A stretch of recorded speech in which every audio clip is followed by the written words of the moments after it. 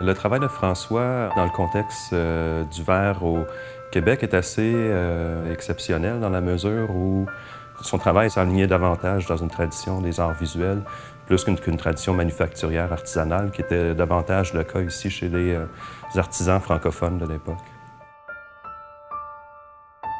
Ce qui est particulier au Québec, en fait, c'est qu'il y a eu comme deux influences, si on veut, sur le milieu du verre québécois. Il y avait le milieu français, en fait, une tradition verrière française, artisanale, qui était liée à une histoire du verre décoratif, des arts décoratifs. Et il y avait une tradition qui était plus anglophone, en fait, qui venait des États-Unis et du Canada anglais, et qui originait davantage du Studio Glass Movement américain. Et ce qui est intéressant dans le cas de François, c'est que c'était un francophone, mais qui a eu son éducation à Sheridan College en Ontario et aussi aux États-Unis.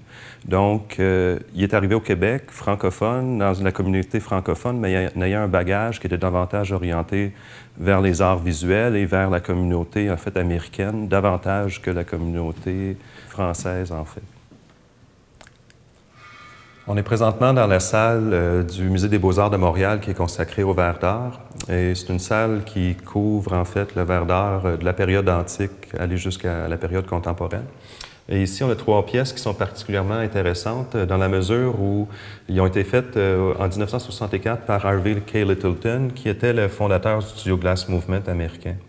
Donc, ça témoigne vraiment de l'époque. Les gens voulaient faire du verre de façon spontanée, direct, un peu comme un happening ou une performance. Et c'est pour ça que ces pièces-là, en fait, ne sont pas très impressionnantes comme des réalisations techniques, mais sont très, très emblématiques du début du Studio Glass Movement. Évidemment, les métiers d'art, entre guillemets, qui est le secteur traditionnel des arts verriers, il y a comme trois pôles. Hein.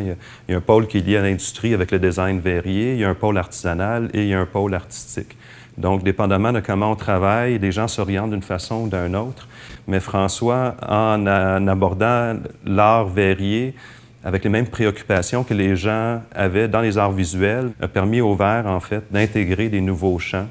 Donc, a permis au verre d'intégrer le cercle des arts visuels, où normalement, il n'était pas très bien accepté parce qu'encore là, les arts visuels sont un peu réticents à la technique, à la technicité, alors que le travail de François, étant donné qu'il misait davantage sur le concept que la technique, en fait, ça l'a permis de décloisonner ce qui se faisait en verre et maintenant, ça s'intègre davantage dans le cadre des arts visuels.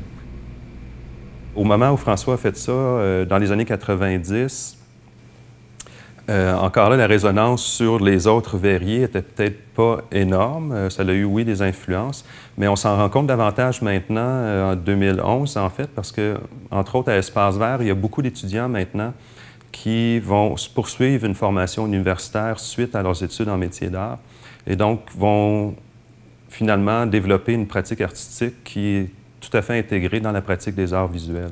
Et l'exemple de François Houdet est toujours là pour montrer que c'est effectivement possible de faire ça.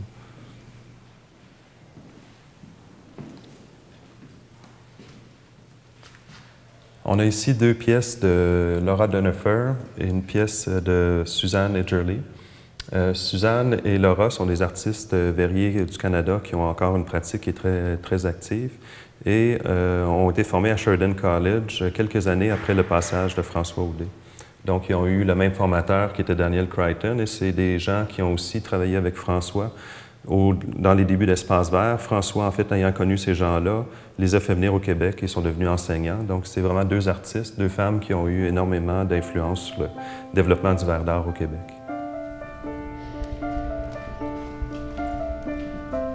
Lorsqu'on regarde un objet de verre dans la tradition verrière, en fait, souvent on décode aussi le procédé de fabrication. Puis pour les verriers, c'est très important, ça. Alors que dans le cas de François, ce lien-là avec le procédé, avec la technique, était inexistant. Donc il y avait une volonté de déconstruction du travail, de la pièce, d'effacer les signes de travail à la limite.